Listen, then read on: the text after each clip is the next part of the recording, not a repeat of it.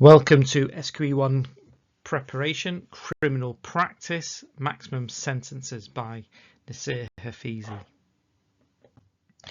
When it comes to the learning outcomes for this series of classes, the presentation is designed specifically for SQE1 criminal practice students to develop a thorough understanding of how sentencing works in theory and practice. Throughout these slides, I will explore the 5 purposes of sentencing, the maximum sentences for particular criminal offences, and in future classes I explore the role of sentencing guidelines, concurrent and consecutive sentences, mitigation, types of sentences, and Newton hearings. By the end of all of the classes on sentencing, I hope you will have gained valuable insights into the sentencing process that will help you prepare for your SQE1 examination and your future career as a solicitor.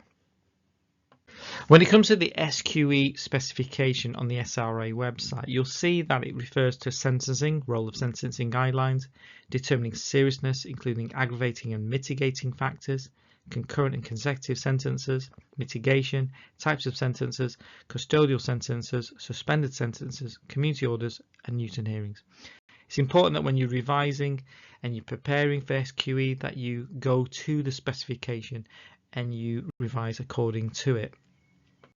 By way of SBAQ tips, what to look out for? Well, time management is key. Allocate approximately 1.8 minutes per SBAQ question, flag difficult questions, and return to them if time permits. Always provide an answer, even if uncertain, as there's no negative marking. When it comes to question analysis, focus on this. Carefully read the facts. Look for key sentencing factors like prior convictions, guilty pleas, aggravating and mitigating factors. Pay special attention to statutory provisions if they're mentioned in the scenario. The common sentencing themes when you look at the questions are: be prepared for questions on the maximum sentences for specific offences, the reduction for guilty pleas, concurrent and consecutive sentences and working out the total amount of sentence a defendant will receive, and the application of specific sentencing guidelines to case scenarios if these are mentioned by name. Remember that SBAQs often require application of sentencing principles to factual scenarios. Practice working through examples methodically, identifying the relevant sentencing guidelines if they're mentioned, and following the step-by-step approach to determining the appropriate sentence range. And when you look at some of the classes that we're going to look at, we're going to focus on the 8 steps to how sentences are worked out. Like in all of our SQE1 classes, there's a series of test your knowledge type questions, and you've got one here. True or false SQE1 sentencing. There's 10 here. True or false.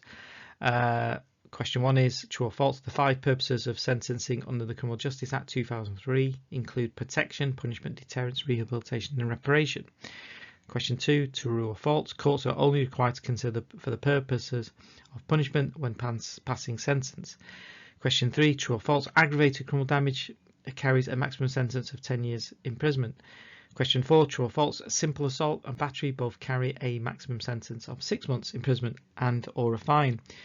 Question 5, true or false. Grievous bodily harm, GBH, under Section 18 of the Offences Against Persons Act 1861 carries a maximum sentence of 5 years imprisonment. Question 6, true or false. The offence of theft under the Theft Act 1968 carries a maximum sentence of 14 years. Question 7, true or false. Rehabilitation as a sentencing purpose aims to reform the offender. Question 8, true or false. Fraud under the Fraud Act 2006 carries a maximum sentence of 10 years imprisonment. Question 9, true or false. Protection as a purpose of sentencing refers to ensuring offenders are rehabilitated so they can enter society. And then question 10, true or false.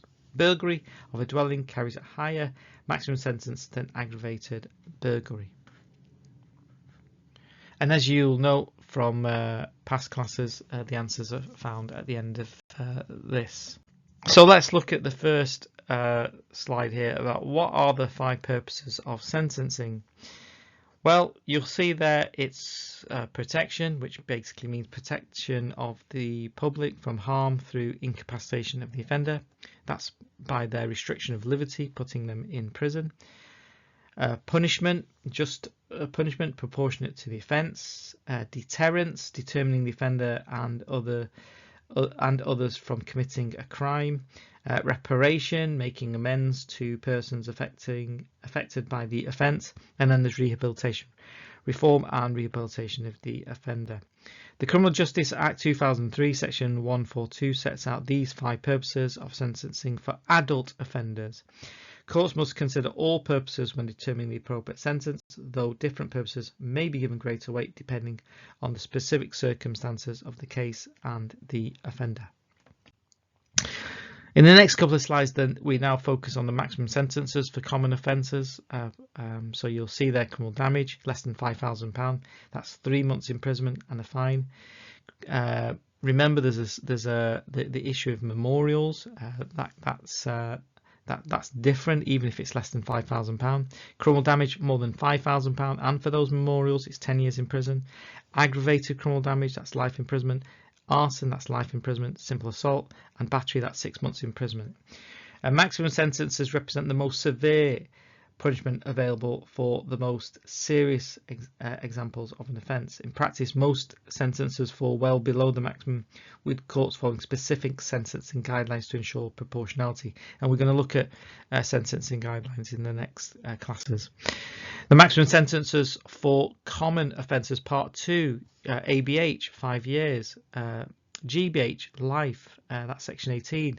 GBH, wounding, Section 20, that's 5 years. And then you've got murder, well, that's life. And then you have a distinction between Section 20, wounding or causing grievous bodily harm without intent, and Section 18, GBH, wounding or causing grievous bodily harm with intent, is reflected in their maximum sentences, even though the actus reus is the same. Similarly, for manslaughter offences, both constructive manslaughter and gross negligent manslaughter carry a maximum sentence of life imprisonment, though they are not mandatory life sentences like murder. And then maximum sentences for common offences, Part 3. So you've got theft, maximum sentence is 7 years. Burglary, maximum is 10 years imprisonment for a non-dwelling. And then aggravated burglary, maximum sentence is life imprisonment. And then fraud, for the 3 fraud offences in SQE, their maximum sentence is 10 years imprisonment. Something to point out here, burglary of a dwelling carries a maximum sentence of 14 years in prison, while burglary of a non-dwelling carries 10 years in prison. And then aggravated burglary, remember, burglary with a weapon carries a maximum of life imprisonment, reflecting its significantly higher severity. For those fraud offences, the maximum sentence is 10 years, applies to all types of fraud under the Fraud Act 2006.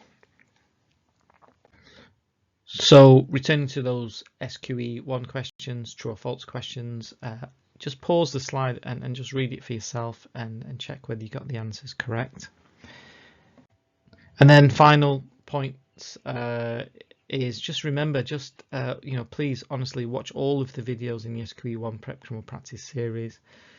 Understand the functioning legal knowledge being examined by reading the SRA website for yourself. Revise from a really good SQE 1 book.